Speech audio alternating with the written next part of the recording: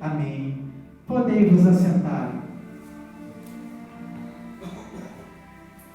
Veio a palavra do Senhor ao profeta Isaías, filho de Amós, dizendo: Isaías, vai a Ezequias, rei de Judá e líder do meu povo. Quando o profeta recebia a palavra de Deus e se colocava diante do povo ou de uma pessoa em especial para receber a palavra, significa que as palavras que ele diria não vinham dele, mas do trono da graça do Deus Todo-Poderoso.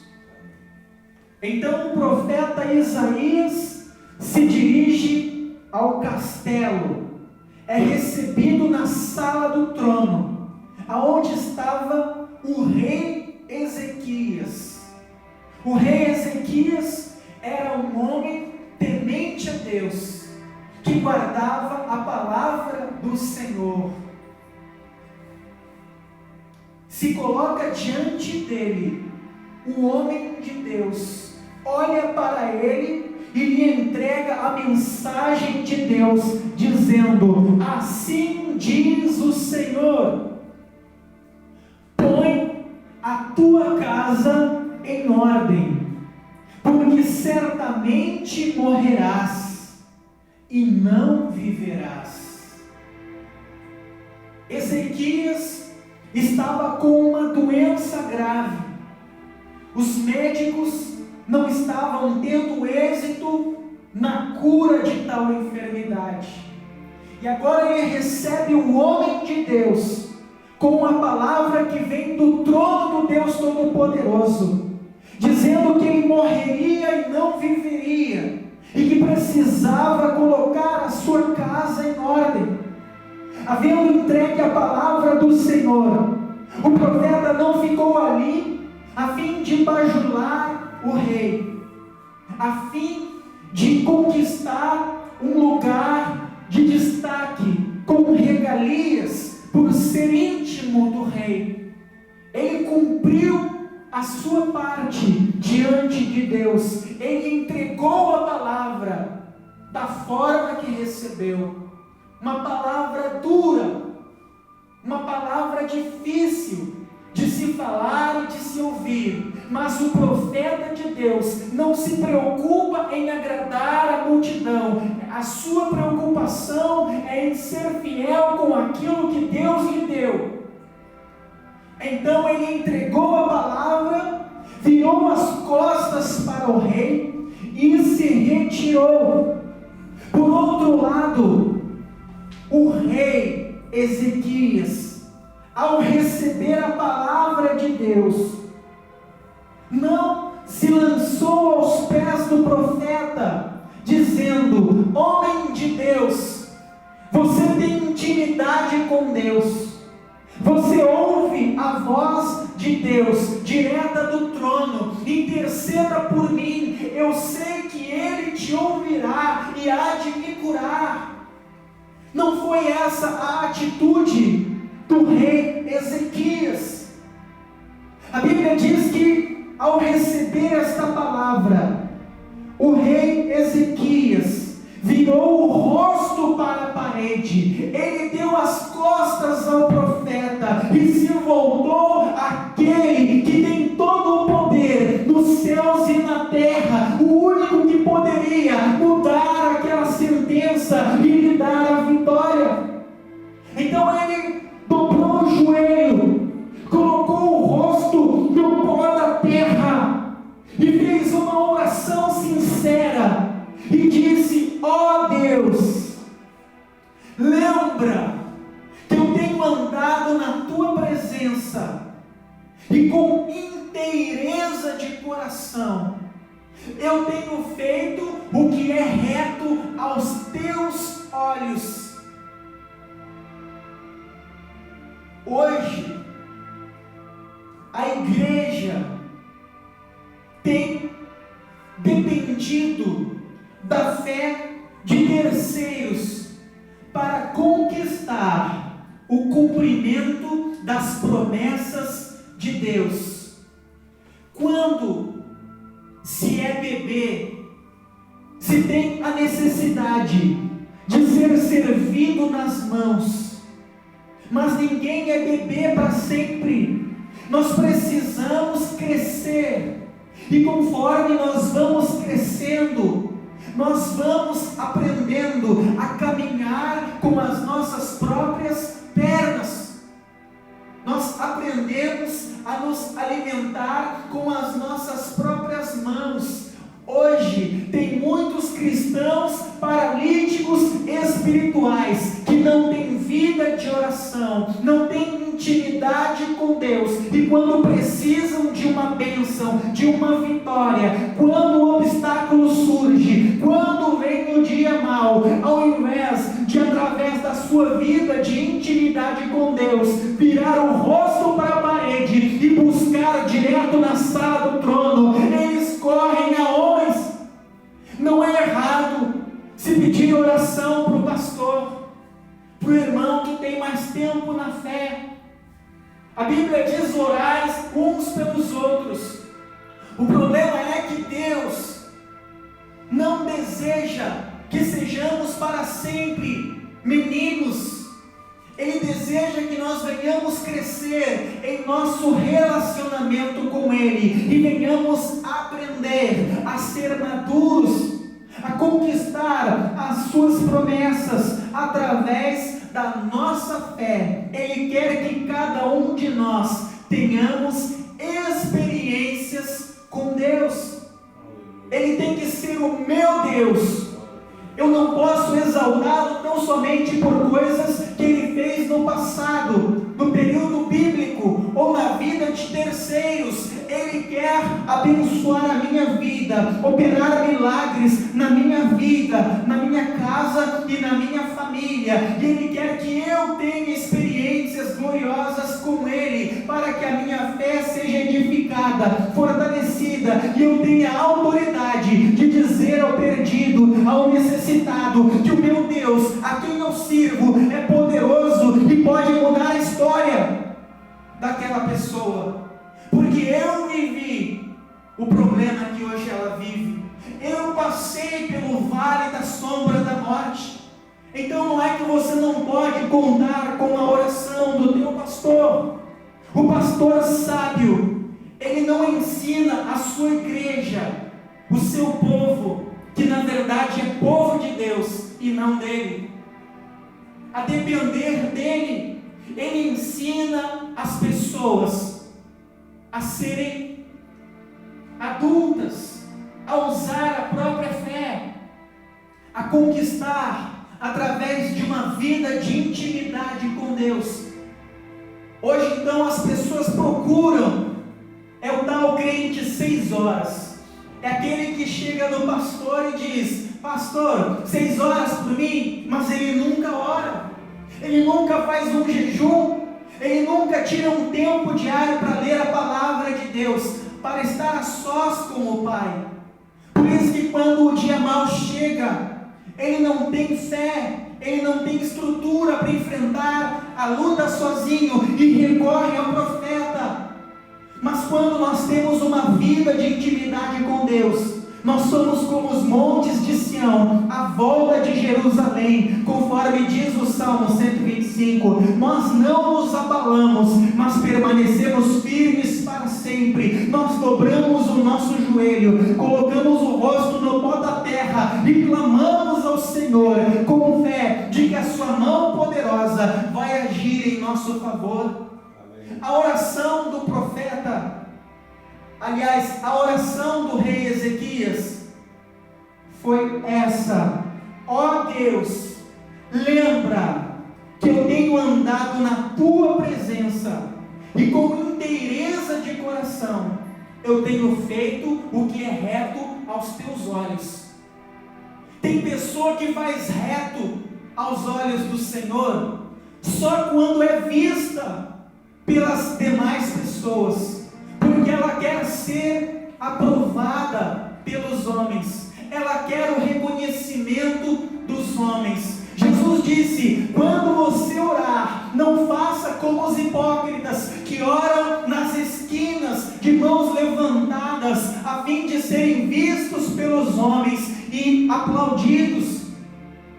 Tu, quando fores orar, tranca-te no teu quarto, ora em secreto, e o teu Deus e Pai, que te vê em secreto, há de te recompensar em público.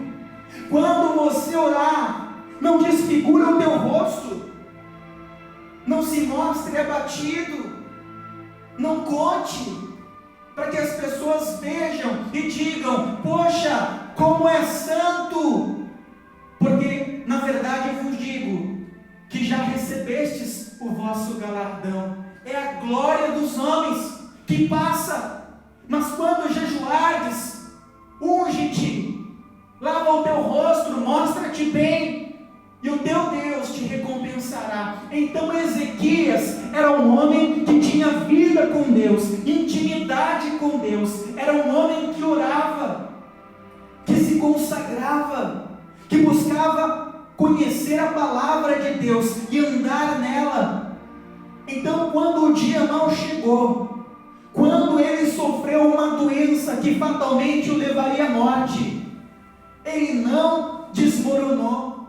Hoje a pessoa recebe um diagnóstico médico, hoje a porta do emprego se fecha, hoje o problema surge, as pessoas se desesperam e têm dado cabo da própria vida. As pessoas estão se suicidando, mas quem tem a fé no Deus vivo não se abala. Davi disse lá no Salmos 23: ainda que eu ande pelo vale da sombra da morte, não temerei mal algum, porque Senhor, Tu estás comigo. Então ele entrou na presença de Deus e disse: ó Deus, lembra que eu tenho andado na Tua presença, e com todo o meu coração eu tenho feito o que é reto aos Teus olhos, eu tenho me desviado do mal, eu tenho guardado os meus olhos daquilo que me leva a pecar, eu tenho vigiado as minhas palavras, as minhas ações, eu tenho me esmerado em Te conhecer e andar na Tua vontade. Deus, que sabe todas as coisas, não permitiu que aquele problema se levantasse contra o seu servo, a fim de destruí-lo. O problema não vem para nos destruir, o problema vem para nos dar a oportunidade de agir a fé e viver o milagre. Eu lembro quando alguém da parte da casa de Lázaro veio ter com Jesus, ele encontrou Jesus, desceu do cavalo e disse: mestre, Lázaro, teu amigo a quem amas, está morrendo. Jesus diz: esta enfermidade não é para a morte, mas sim para que o Filho de Deus seja por ela glorificado. Esse problema não é para te destruir, este problema é para que você exercite a fé e veja a glória de Deus. Lázaro morreu, mas Jesus o ressuscitou, porque Ele pode todas as coisas. Então Deus sabia que o rei Ezequias, seu amigo e servo, não aceitaria aquela situação, não murmuraria, não diria: Deus me esqueceu, se Deus me amasse eu não enfrentaria esse problema. Ele agiu à fé, ele não desprezou o problema, ele sabia que o problema existia e era grave, mas ele também sabia que o Deus a quem ele servia tem poder de curar enfermidades incuráveis para a medicina. Então ele entrou na presença de Deus e disse: ó Deus, eu tenho vivido para te servir, eu sei que o Senhor pode me curar, eu sei que o Senhor pode me dar a vitória. Então lembra de como eu tenho andado na tua presença. Não é a palavra de um tolo desesperado, porque hoje as pessoas, quando estão em um leito de morte em algum hospital, elas dizem: se o Senhor me tirar daqui, eu vou te servir. E muitas vezes Deus as tira de lá e elas voltam para o pecado. Dizem que a promessa do marinheiro desesperado durante a tempestade a Deus é esquecida quando a tempestade passa. Mas Ezequias não, era homem de Deus, uma pessoa que tinha vida com Deus. Deus não quer que você viva a tua vida de fé por terceiros, Ele é um Deus pessoal. Você pode contar com a minha oração, com o meu conselho, com a minha direção, mas você tem que buscar crescer no Senhor, ter experiências através da tua oração e da tua vida de intimidade com Deus. Quando Jesus expirou na cruz do Calvário, dizendo: está consumado, a Bíblia diz que o véu do santuário, do lugar chamado o Santo dos Santos, aonde só o sumo sacerdote entrava uma única vez por ano, no dia do Yom Kippur, para interceder pelo povo, aquele véu que separava o homem de Deus se rasgou de alto a baixo, porque foi Deus que rasgou. Ele estava dizendo: a partir de agora, a partir do sacrifício do meu filho, ninguém te separa da minha presença. Você pode estar na igreja, no trabalho, no banheiro, na rua, lavando a louça, aonde você estiver. Se você invocar o nome do Senhor, se você orar com fé e usar o nome de Jesus, Ele te ouvirá. E a palavra diz que a mão dele, Isaías 59:1, não está encolhida para que não possa salvar, e nem surdo o seu ouvido para que não possa te ouvir. Então Deus quer que a igreja hoje seja madura e cresça. Hoje tem igreja que quando o pastor é transferido, as pessoas desviam ou querem ir de atrás, porque elas não estão alicerçadas no Senhor, mas no homem. E o erro de muitos pastores é, ao invés de levar o povo a Cristo, os tornam dependentes de si. Conta com a minha oração, conta com o meu jejum, conta com a direção de Deus através da minha vida. Mas eu estou aqui para te ensinar a crescer na fé, a ter intimidade, vida com Deus, a não ser um paralítico espiritual, mas a conquistar através da tua própria fé. Que alegria quando você chegar para mim e dizer: pastor, eu estava enfrentando uma luta, mas eu dobrei o joelho, eu fiz como o Senhor tem pregado na igreja, e eu clamei a Deus, e Deus me respondeu, o milagre chegou na minha casa. Porque é o nome do Senhor que tem que ser exaltado. A Bíblia diz que o profeta Isaías estava saindo lá no pátio do castelo. Então, ao ouvir a oração do rei Ezequias, o mesmo Espírito veio ao profeta e disse: Isaías, volta a Ezequias, o príncipe do meu povo. Olha só como Deus fala a respeito do seu servo. Volta e diz ao príncipe do meu povo. Há minutos atrás ele foi lá e disse: conserta a tua vida, te prepara, porque você vai morrer. Mas depois da oração, o mesmo Deus diz ao profeta: volta a Ezequias, o príncipe do meu povo. E Isaías volta, entra na sala do trono. Eu imagino o profeta ali de joelhos, chorando, clamando a Deus. Então o homem de Deus se chega e diz: Ezequias, o rei levanta. O profeta olha para ele e diz: assim diz o Senhor, ouvi a tua oração e vi as tuas lágrimas. Eis que eu te curarei, e ao terceiro dia subirás à casa do Senhor, e por amor ao meu servo Davi, teu pai, eu darei livramento dos sírios, e acrescentarei 15 anos de vida a você. Deus mudou a história dele, porque ele era um homem que tinha uma vida com Deus, intimidade com Deus. Deus quer que você aprenda a andar com as próprias pernas, a conquistar através da tua própria fé. Deus não quer que você seja sempre um menino, dependendo da oração de líderes, de pastor, de obreiros, de diácono. Oramos uns pelos outros, nos ajudamos, nos incentivamos, mas Deus quer que nós sejamos pessoas que caminham com as próprias pernas. Ele é um Deus pessoal, Ele quer se relacionar com cada um de nós. Isso é crescer na fé. Amém? Eu quero encerrar com Tiago, capítulo 1, versículo 2. Olha só o que Tiago diz. Capítulo 1. Tiago, capítulo 1, versículo 2, 3 e 4. Talvez a tua tradução esteja diferente. Meus irmãos, tenham por motivo de grande alegria o passardes por várias provações, porque a provação da vossa fé produz perseverança, e a perseverança deve